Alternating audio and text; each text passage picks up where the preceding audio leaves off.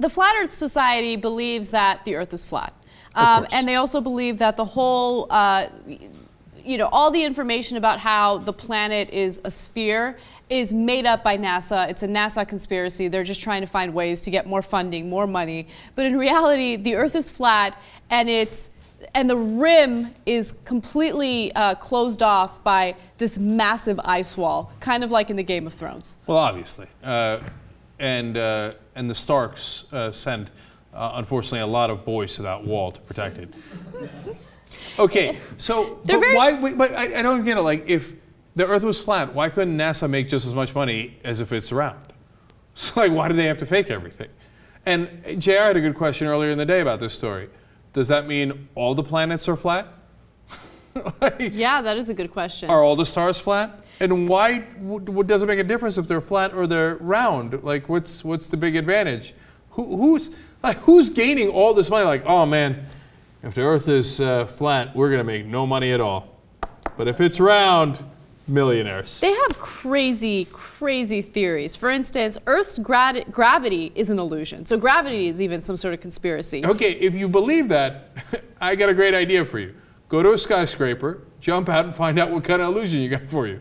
Okay, don't do it. Don't do it. But they explain that. They explain that. Okay, so they say it's an illusion. Objects do not accelerate downward. Instead, the disk of Earth accelerates upward at 32 feet per second squared, driven up by a mysterious force called dark energy. Yeah, that's much more likely. Okay, so we got two possibilities. One, the entire government, scientists, everybody who studied it has made up this giant conspiracy.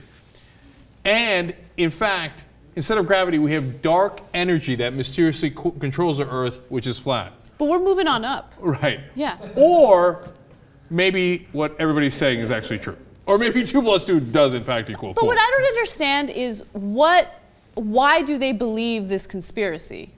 I don't understand what the point of it is. Do you see what I'm saying? I know. Like, they are lunatics. Okay. No, people enjoy conspiracies, and they have like this. I think it's a paranoid personality. This isn't like 7 dudes, right? I mean, there's like a significant chunk of people. Each year, they increase by 200 new members worldwide.